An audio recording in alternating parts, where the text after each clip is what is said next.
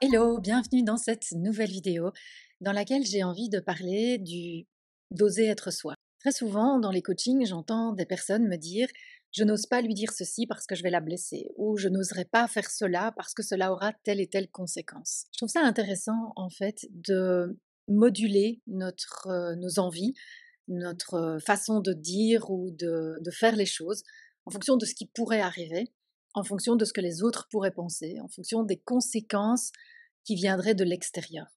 D'abord, j'ai envie de me demander, mais qui je suis moi? Qu'est-ce qui résonne? Comment ai-je envie d'être au monde? Comment ai-je envie de me montrer au monde? Et ça, déjà, ça pose pas mal de questions. Parce qu'il y a qui je suis jusqu'à présent, et puis il y a qui j'ai envie d'être à partir de maintenant. C'est-à-dire que jusqu'à présent, je suis la somme de pensées, d'expériences, de croyances, d'étiquettes que je me suis donnée, ou que les autres m'ont données, ou que j'ai prises, peu importe. Et donc, ça fait qui je suis aujourd'hui, grosso modo. Mais tout ça, c'est une construction. Ce n'est pas réellement qui je suis. Je peux être des milliers de personnalités différentes. Je peux avoir des milliers d'orientations de pensée différentes. Il n'y a pas une personne unique. On est d'accord. En fonction de telle ou telle situation, en fonction de telle ou telle personne, je vais peut-être dire ou faire des choses différentes. Et ça, je trouve ça déjà assez magique quand on prend conscience de ça. Plusieurs personnes peuvent me dire, oui, mais moi j'ai toujours été comme ça, je me suis toujours comportée comme ça, je suis comme ça. Et je suis la première à utiliser ces phrases-là en disant, pas plus tard qu'il y a quelques jours, je disais, mais moi je suis assez terre à terre. Ok, c'est quoi être terre à terre? D'abord, c'est quoi? C'est quoi pour moi être terre à terre?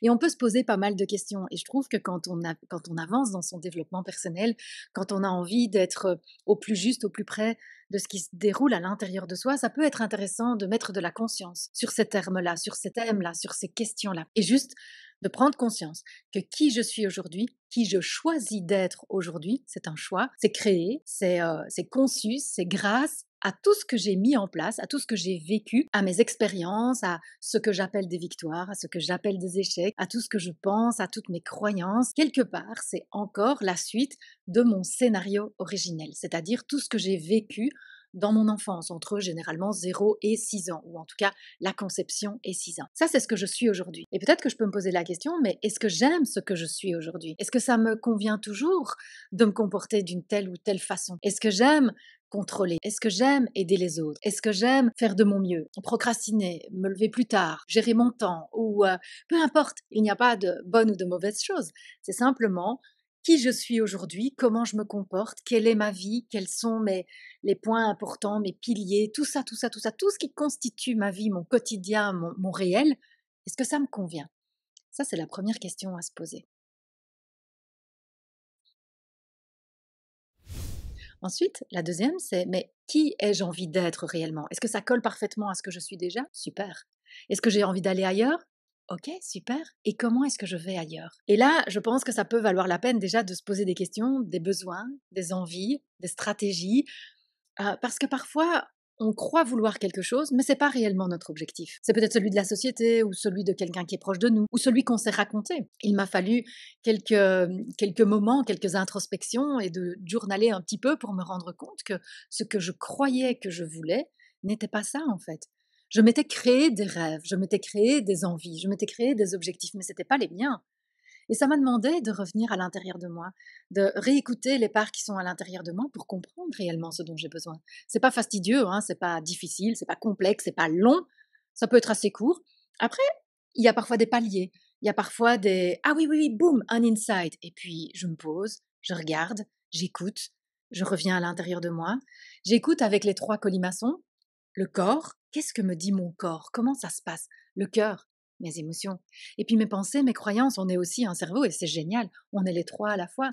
Et puis on est entouré aussi par autre chose autour de nous qui relève plus de l'invisible, de l'énergie. Et quand on est au clair avec tout ça, eh bien c'est beaucoup plus simple, beaucoup plus fluide d'aller à l'intérieur, d'entendre, de poser des questions et puis d'entendre les réponses. Alors, il y a qui on est aujourd'hui, il y a qui on a envie d'être, il y a le chemin entre les deux, et puis il y a les autres. D'abord, très souvent, on n'a pas fait la première partie du chemin. Et donc, on est un petit peu dans le brouillard. On se pose des questions et on se dit, mais oui, je veux aller là, mais on ne sait pas d'où on vient. Ou on se dit, j'oserais pas faire ça parce qu'il va penser ça, mais on ne sait même pas si ce dont on a envie, c'est réellement ce dont on a envie. Donc, la partie préalable est vraiment importante parce qu'elle nous permet juste de savoir avec quoi on part, d'où on part, avec quoi on part, où on va aller. C'est comme si on avait une carte. Et ensuite, il y a les autres. Et il y a une croyance populaire qui voudrait que ce que je dis, ce que je fais, ce que je pense, ce que je ressens a un impact sur l'autre. Et c'est faux. L'autre peut s'influencer ou être influencé par ce qui vient de l'extérieur, mais le chemin n'est pas direct entre ce que je dis et comment l'autre se sent. Si je dis à quelqu'un je t'aime, pour une personne ça pourrait être juste magique et pour une autre personne ça pourrait être synonyme de conflit ou ça pourrait être synonyme d'emmerde. Si lui ou elle ne m'aime pas, ça va être un petit peu complexe. Donc ce n'est pas ce que je dis qui entraîne l'émotion ou le ressenti ou la pensée chez l'autre, mais c'est ce que lui va en faire. C'est lui ou elle qui va décider de ce qu'il ou elle, on va simplifier, de ce que lui veut faire de ce que j'ai dit. Et ça, c'est super important. C'est la même chose pour nous. Quand je vois quelque chose, quand j'entends quelque chose, je peux décider de ce que je pense de ça. Et ma pensée va après entraîner mes émotions. Donc dire je n'ose pas faire ça parce qu'il va se fâcher, c'est pas correct. Il décide de se fâcher parce qu'il choisit de se fâcher. Il ne se fâche pas parce qu'on fait ça. C'est parce qu'il décide de se fâcher sur ce que l'on fait. Et donc ça, c'est déjà, je trouve, un premier, pour moi, ça a été un shift total dans ma façon de voir les choses quand je me suis rendu compte que je n'étais pas responsable et encore moins coupable de ce que l'autre pouvait ressentir. Que l'autre se sente frustré, amusé, moqueur, brisé, trompé, enfin peu importe, c'est lui qui décide de penser et c'est lui qui décide de ressentir. C'est lui qui décide d'agir. Je n'ai aucun pouvoir là-dessus. Et l'autre n'a aucun pouvoir sur moi. Peu importe ce qui se passe, peu importe ce qu'il se passe. Les circonstances sont neutres. Ce qu'il se passe, se passe. Ce qui se dit, se dit. La météo, les choses qui sont à l'extérieur de moi, je n'ai pas de pouvoir là-dessus. Par contre, bien entendu, je peux décider de ce que je pense là-dessus. Et mes pensées vont entraîner mes émotions, et mes émotions vont entraîner mes comportements, et puis le résultat dans ma vie.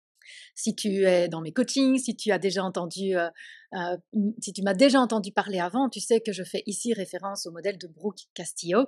Brooke est une coach américaine qui a conçu un modèle en 5 étapes. Je te laisse découvrir ça dans une autre vidéo. Et je l'utilise énormément dans mes coachings parce que ça permet de se mettre un petit peu en méta. Ça permet un petit peu de sortir de notre système, notre système familial intérieur qui parfois est un petit peu embrouillé. Ça nous permet de sortir et de regarder, de voir et de reprendre notre responsabilité et notre pouvoir. Et puis aussi de lâcher les sacs qui ne nous conviennent pas, de lâcher les sacs qui ne nous appartiennent pas. Peut-être qu'à un moment donné, parce que je l'ai déjà vécu avant, je pressens que cette personne va se mettre en colère si je dis ça. Ok, ça lui appartient. Maintenant, à moi de me poser aussi la question, est-ce que j'ai envie d'être au contact de quelqu'un qui systématiquement se met en colère quand je nomme ma vérité ou quand je nomme ce qui se passe pour moi? C'est une question à se poser. Elle n'est ni bonne ni mauvaise. La réponse peut être l'une ou l'autre. C'est de voir un petit peu comment je vais slalomer, mais en gardant ces réalités que qui est-ce que je suis ou qui est-ce que j'ai été jusqu'à présent? Est-ce que ça me convient toujours aujourd'hui? Qui ai-je envie de devenir ou comment ai-je envie de me comporter? Quel est le chemin entre l'un et l'autre? Il peut être très court, il peut être plus long, mais même s'il est plus long, il peut se réaliser assez rapidement à partir du moment où on a les bons outils. Et puis après, ok, comment est-ce que tout ça se met en place par rapport à l'autre? Comment je me positionne par rapport aux autres, par rapport à la société, par rapport à mon ancien moi? Parce qu'évidemment, ce serait trop simple si on pouvait simplement facilement changer et puis que tout se passe bien. Généralement, quand on change, il y a notre ancien moi, il y a notre cerveau un petit peu plus ancien, un peu plus archaïque qui va revenir et qui va dire oui, oui, non, non, non, non, ne change pas trop parce que ça risque d'être dangereux. Reviens dans cette zone de confort inconfortable, on est d'accord, mais reviens, c'est plus sécurisant. Donc, une fois qu'on décide de changer, une fois qu'on décide de marcher ce chemin pour aller là où on a envie d'être, qui on a envie d'être, ça demande de bouger, ça demande de s'engager, ça demande de se questionner, de remettre peut-être des choses en question. Et l'autre, oui, fait partie d'eux, mais ce n'est pas l'essentiel de l'équation. L'essentiel de l'équation, c'est d'abord qui j'étais, qui j'ai envie de devenir, mon chemin, que pensent les parts de moi à l'intérieur de mon système, comment réagit mon ancien moi. L'autre, c'est vraiment, j'ai envie de dire, presque un détail. J'espère que cette vidéo t'a donné quelques pistes pour voir un petit peu comment tu peux démarrer, comment tu peux mettre en place peut-être différentes questions, différents questionnements, différents petits points qui pourraient t'aider à devenir un petit peu plus qui tu as envie d'être, sans spécialement tout casser, sans spécialement tout détruire, sans spécialement que ça soit énorme. C'est petit pas par petit pas. J'espère que ça t'a aidé. Si tu as envie d'aide, sache que nous t'accompagnons dans différents programmes. On a le programme Love You Food pour apaiser sa relation à l'alimentation, Love Yourself pour te réaligner et obtenir ce que tu désires. Et puis nous avons différentes ressources qui sont sur notre boutique, sur notre site www.genevièvemain.be. Et moi je te dis à très bientôt. Ciao.